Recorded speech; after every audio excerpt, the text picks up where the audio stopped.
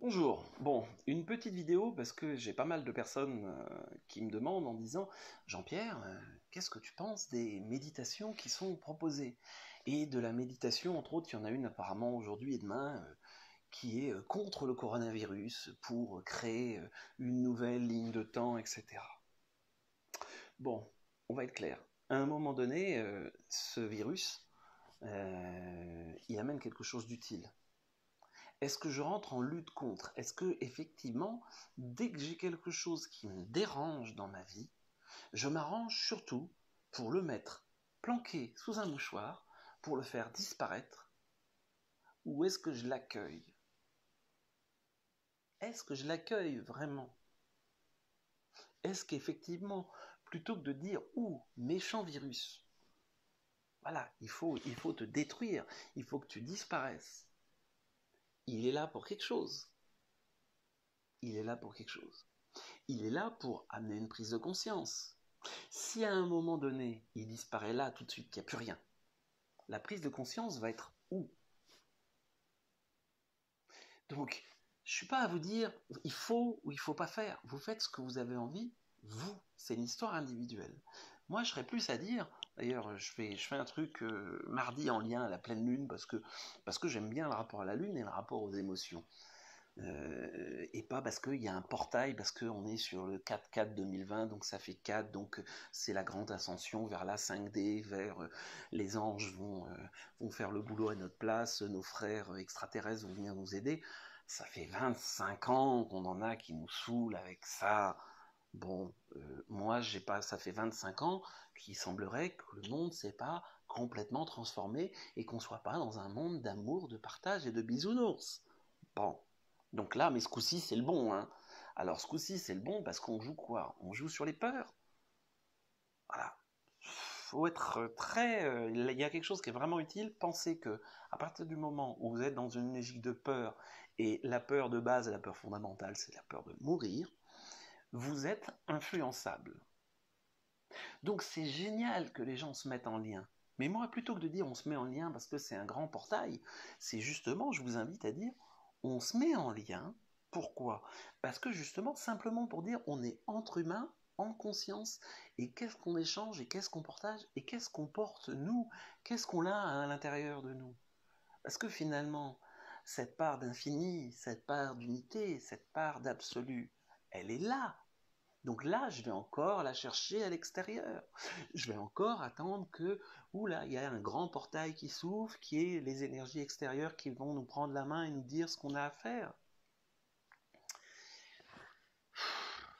On va dire que on est encore bien dans une logique, quoi, maternelle? Bah oui. Maths sup, je dis souvent. Maternelle supérieure. Bah oui. C'est vraiment de, ah, je me planque sous ma couverture et comme ça, tout va bien. Ben non. Là, effectivement, en tant qu'humain, on fait des conneries depuis des dizaines d'années. Mais il y a des fois, je me rappelle des choses que je disais déjà dans les années 90. Oui, ça ne me rajeunit pas, ouais. J'avais 20 ans à peu près. Et quand on me parlait de pollution et attention, on est à l'époque, bio, manger bio, à l'époque manger bio, ça avait juste pas de sens, quoi. Il y avait même pas d'histoire de bobo, c'était carrément, ça ressemble à rien. Mais on va être clair, je suis pas forcément un fanat à tous les niveaux de Rudolf Steiner. Quand il a écrit son cours aux agriculteurs, quand il a donné des conférences liées au cours aux agriculteurs en 1920, c'était des agriculteurs qui s'inquiétaient sur effectivement la dégénérescence des sols et du vivant. En 1920, il y a un siècle. Donc des gens qui se sont rendus compte qu'il y avait un problème et qu'on allait vers des problèmes, c'est pas nouveau. Mais est-ce qu'on a envie d'attendre ou pas? Je vous remettrai bien, je vais remettre une chanson d'un groupe canadien qui s'appelle les Cowboys Fringants et vous cherchez plus rien, les Cowboys Fringants. C'est pas forcément super joyeux, ben non, mais à un moment donné, c'est là de dire oh là là, on est dans une vague et vite, vite, vite. Non, là, on est dans une vaguelette. Donc, moi, je proposerais plus une méditation pour coronavirus, je t'aime. Pourquoi? Et je t'accueille. Alors, je t'accueille en moi, ça ne veut pas dire que faut faire n'importe quoi, être en contact et multiplier les contacts et aller vers des personnes malades. C'est pas ça le but. Mais dire je t'accueille en moi, j'accueille effectivement l'énergie et j'accueille ce que tu as à nous dire. Parce que de toute façon, si on n'accueille pas le message, on va accueillir la maladie. C'est aussi simple que ça. Soit effectivement, je suis prêt à entendre le message quand il est finalement de manière plutôt douce, soit à un moment donné, vous allez prendre des claques jusqu'à temps que vous l'entendiez. Donc si les claques, c'est, je sais pas, faut qu'il y ait 1 million de morts en France, bon, pourquoi pas à une échelle globale, si c'est, on va dire, alors attention, il y a l'individuel, et puis il y a le collectif. Si à une échelle collective, ça permet de changer, et de toute façon, d'éviter les 10 millions qu'il peut y avoir dans X années, ou d'éviter même, on va être clair, l'extinction de l'humanité, parce que pour moi, ce qui est en jeu à un moment donné, c'est qu'effectivement, on s'est tellement sorti du rapport à on est un maillon de la chaîne naturelle, ben, que si on n'est plus un maillon, on ne sert plus à rien. Et potentiellement, il faut éliminer ce qui ne sert à rien. Recycler. Recycler. Voilà. Donc c'était une petite réponse sur les différentes méditations qui sont vraiment un peu dans cette logique de je vais être contre pour se libérer du coronavirus. Et accueillons au contraire. Accueillons l'expérience. Accueillons la diversité. Accueillons effectivement ce message qui est porté. Accueillons ce message qui est porté par le confinement. Vous pouvez pas bouger, vous êtes à l'intérieur. Ok, est-ce que vous le respectez? Voilà, là, il y a un petit truc qui m'a dit, tiens, des voisins qui habitent à Paris et qui sont là. Bon, bah voilà, ça beau être, c'est les vacances, oui. Et puis je l'entends, c'est toujours simple de dire, oh lui, il faut le regarder, c'est pas bien, chacun fait comme il peut et ce qui lui semble cohérent.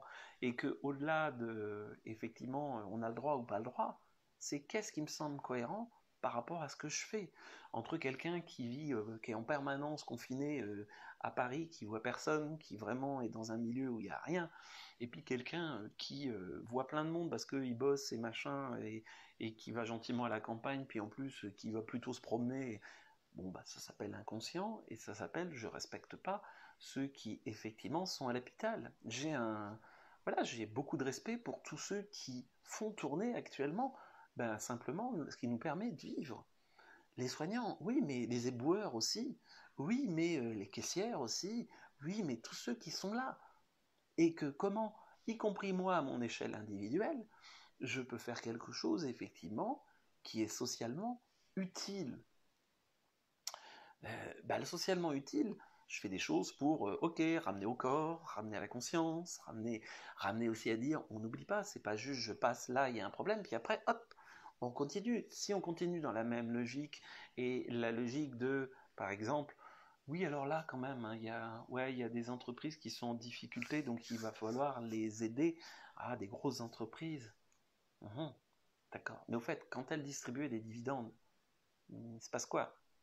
Si elles sont en difficulté, il y a une solution, hein.